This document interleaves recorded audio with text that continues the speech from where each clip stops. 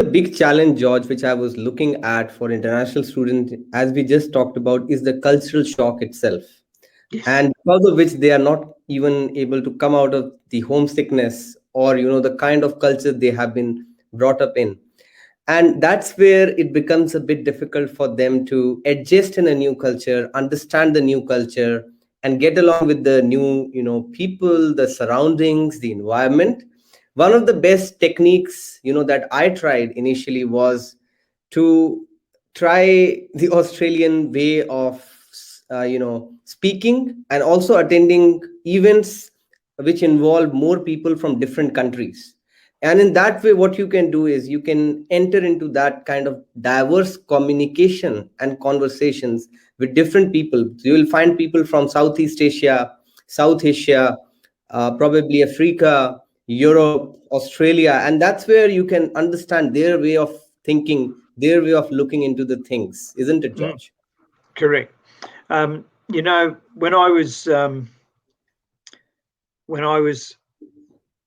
in one of my business ventures, I needed to find some people in a particular area of engineering, and these are not people that frequent most networking events.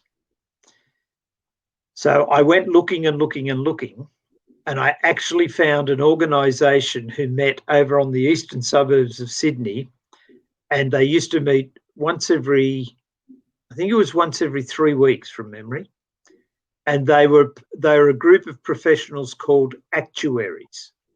So an actuary, uh, actuaries are used in insurance, in finance, in engineering, and they are very high end mathematics calculations trying to work out how this all comes together. I don't mean to be rude to people who are from that profession. I found them very, very boring to talk to. I found them very, very difficult to engage. But I went there and I met with them 2 or 3 times because I explained to them what I was looking for. So I didn't pretend. I told them what I was looking for. By the third time I went there, I was introduced to two roadwork engineers, which is who I was after. So what you're saying is exactly right. If you want to learn about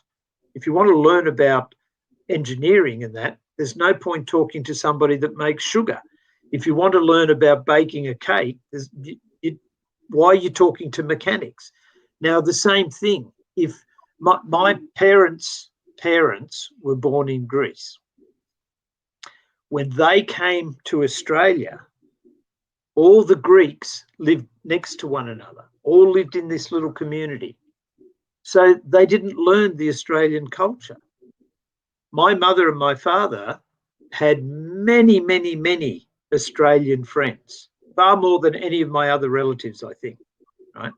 Because my mother said, this is what we need to understand. We need to be involved. And so if students are shy, then find somebody that's not shy. If you take little steps, but make sure that you get out and you meet other people.